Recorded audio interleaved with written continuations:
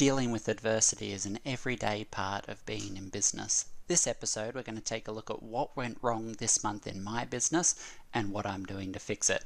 And we're going to get into that right after this. You're listening to From Startup to Six Figures, the show that teaches you how to turn your idea or side gig into a serious income. Now, it's time to build the business that will change your life with your host, Samuel Stokes. Hey everyone, welcome back to From Startup to Six Figures, the podcast where we take you from the literal very beginning to building your own business that can support your life.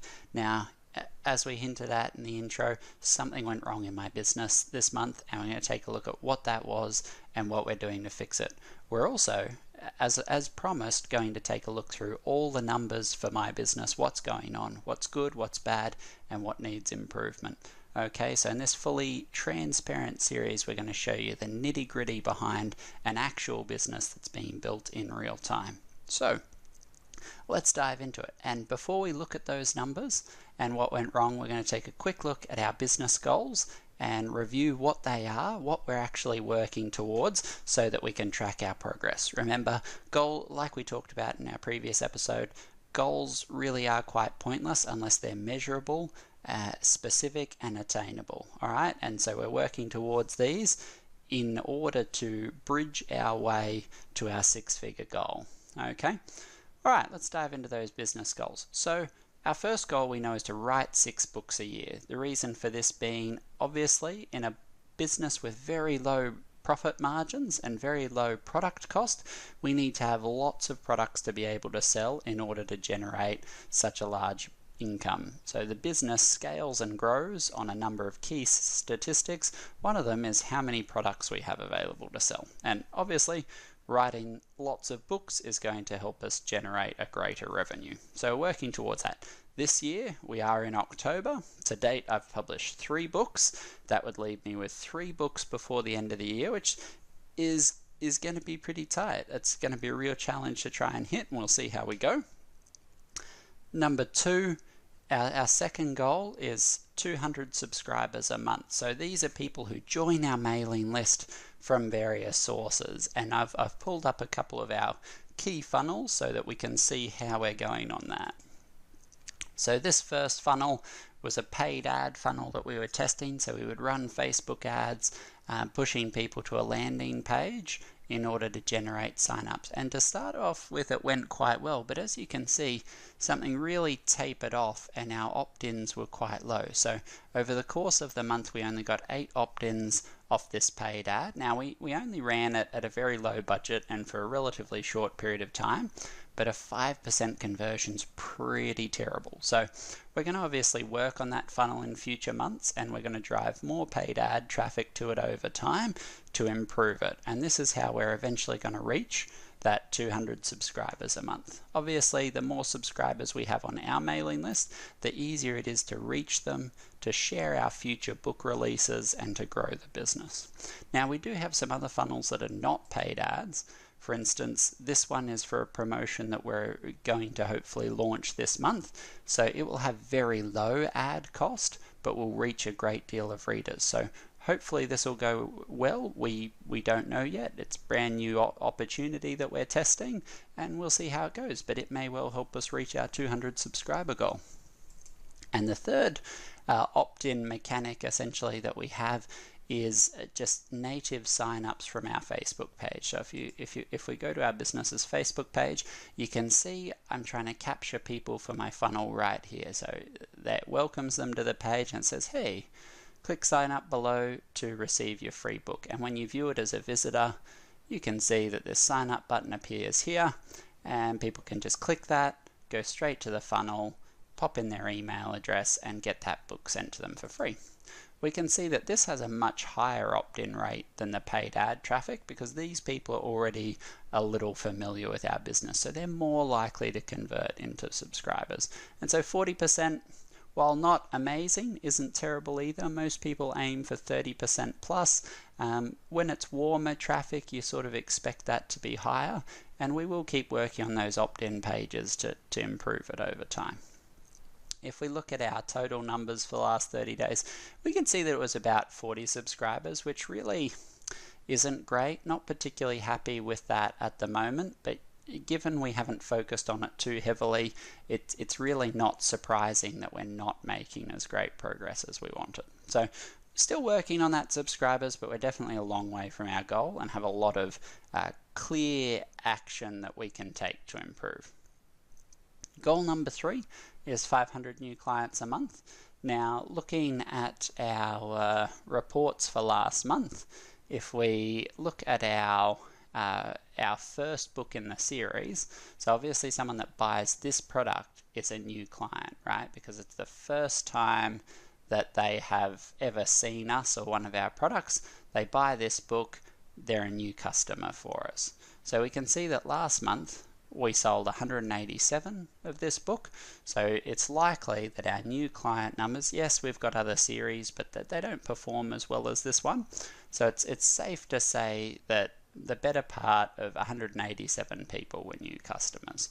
So we're moving towards that 500 new clients a month, but not even halfway there yet. We've still got some work to go. And then our fourth and final goal is to reach $5,000 in revenue a month. And as you can see from our back-end bookkeeping and tracking software, we reached $1,239 last month. Now, that's US dollars, so naturally it's a bit higher in Aussie dollars, getting closer to the 2,000 mark, but still a long way off our goal. Got plenty of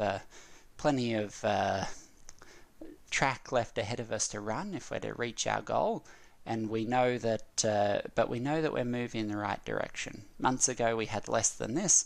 We're working forward, but this month something unexpected happened in the middle of the month, and we're going to take a look at that and how I approached it and why that happened and what can be done to fix it. So this is one of the reasons that you need to be looking at your figures on a regular basis. If you aren't, sometimes it can be weeks of something going wrong without you realizing. Whereas if you're looking at your numbers on a daily basis, you can spot what's going wrong and fix it much more quickly. Okay, so if you look at this chart down here, this tracks a couple of different things. The columns are our daily revenue over the course of the month, and they have a blue and a green section. Without going into too detailed an explanation, that's the two different types of revenue from Amazon. It's made up of actual book sales in the green, and then blue is reads through their subscriber program, Kindle Unlimited. Okay, so those two things make up my revenue. And then this black line up here is the amount of clicks or traffic I was sending to the series via my ads. And as you can see here on the 9th, it absolutely dies. And it remains that way for the better part of 2 weeks. And if I wasn't looking at my figures on a daily basis, it might have taken me a long time to realize what had happened.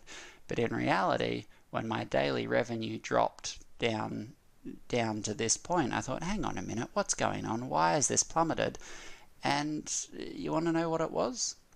It was simply the fact that my credit card had expired, a new credit card hadn't arrived yet, and I hadn't updated my expiry details inside of Facebook's advertising platform.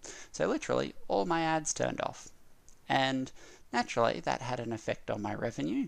As you can see, my average revenue was hovering sort of the $40, $50 a day mark, and then in this section drops quite dramatically.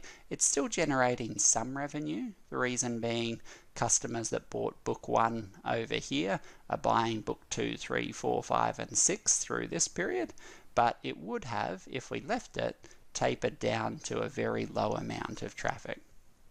So if I noticed it here, why did I leave it for so long? Well, what happened here is I dug into my Facebook ads when they turned off, and I looked at how they were performing, and I could see that the ads themselves were starting to get a little bit stale. People had seen them quite a few times. They were becoming repetitive, and because they were becoming repetitive, they were becoming more expensive to run, and more expensive means less profit for me.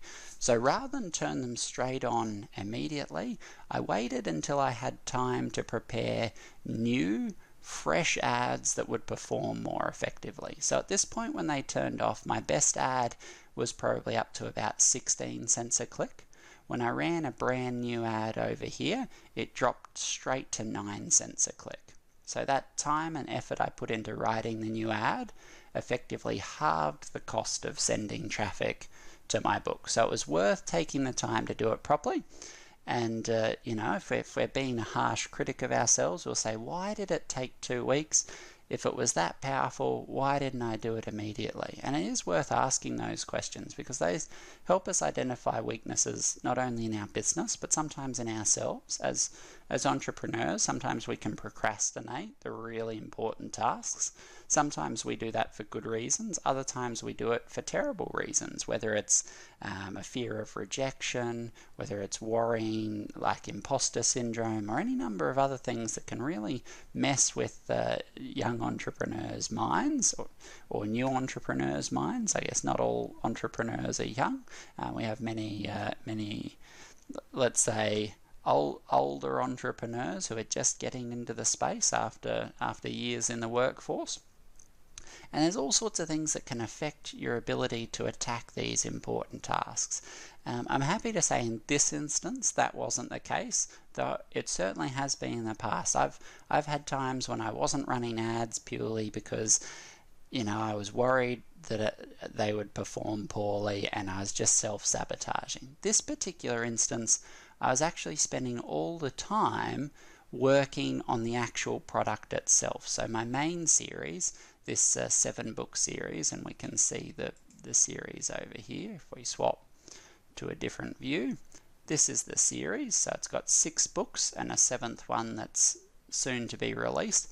I was working on the actual series and product itself. The reason I was doing this is I have a massive promotion coming up next month, and I know that I will send an absolutely absurd amount of traffic at this series. And so because I have an absurd amount of potential new customers coming, I wanted to make sure that everything is the way it should be, everything is the best I can make it, and that I get a high read through. So someone that buys book 1, everything is on point for it. I wanted to make sure the blurb was good, I wanted to make sure the reviews stacked up well, and I wanted to make sure that at the end of the book there was a seamless link that would take people into the next book and the next book and the next book in the series. So I spent quite a lot of time in this particular month digging into the books, adjusting the product, reformatting it, and getting it all ready for that big promotion. Because I know that I can really, while it might hurt my revenue a little bit this month, focusing on all those non-traffic driving strategies, I know that it will improve my customer experience, and that is a different way I can grow the business. So if I have customers that read the first book and love it, they will go on and read all 7 books, making it much more profitable over time. So I invested time this month in really overhauling the back end of my business. Apologies for those pop-ups in the background. So I can ensure that I make the most of that promotion which is coming up. So that's why it took so long to fix in this particular instance, but I'm fairly confident that the effort we've put in here will pay off in a big way next month. And just to give you a sneak peek into our next episode, what we're going to look at is a particular advertising strategy, a loss leader strategy, what that is, how to use it in a very powerful way to generate traffic and to generate profit. Obviously, with a name like Loss Leader, it sounds like we'll be losing money, but I'll show you the sorts of numbers you need to have in your business in order to use it profitably, and we'll show you over the next couple of weeks how we use it to massively increase our revenue, our exposure, and to gain a whole heap of new clients all in one swift stroke. So I hope you've enjoyed this detailed look into the business. As you can see, I'm all about the numbers for my business. I know all of the different analytics and numbers for how things are performing, and I use those to make my decisions on a daily basis. I don't sit here just guessing and thinking, oh, what will I do now? Let's just roll a dice and see what happens. I make my decisions based on reality, what's happening. Like if we look at one of my other series, like I'll swap from the Conjuring series to a new series I've written, right? This is my Strife of Souls. It's an epic fantasy series. Objectively, I think these are some of the best books I've ever written. I think the quality of writing is really high, and that's just because these are my 12th and my 13th book that I've published. So naturally I've gotten better over time at the art of writing. So naturally my book's also getting better, but something's wrong with these series. They're just not selling, as you can see from the revenue. Something's wrong with the cover or the title or the blurb, so that when customers see this book, they just aren't buying it. And for a series that's generating $35 a month, now I plan 6 books in this series, but at the moment I've put it on hold, because why write a 3rd and a 4th and a 5th and a 6th book when they're just not selling, right? Instead, as you can see, I've decided to put out a 7th book in my very well-performing series, knowing that as all this traffic comes to this series next month, people are going to finish the series and they're going to say, oh, what's next? And there's going to be something waiting for them on pre-order to catch their attention and hold it for the next book in the series. So I use these numbers on an absolutely daily basis to build and grow the business, and you can and should do the same thing in your business. If you're having any troubles with what numbers you should be tracking or how to do those, I recommend you either take a look at our startup program, which is Startup to Six Figures. It's a course that takes you through all of the basics of building your business, or simply ask below in the questions or on our Facebook community, which you can find at www.mybcommunity.com. Okay, I hope you've enjoyed this episode, a real look at the nitty-gritty in the business. We're going to be exploring all of this more in episodes to come. So stay tuned, and I'll see you next week. Get show notes, the podcast archive, and free resources to boost your business at masteryourbusiness.com.au or join our Facebook group at mybcommunity.com. Join us next week for more coaching and inspiration on how you can grow your business from startup to 6 figures and beyond.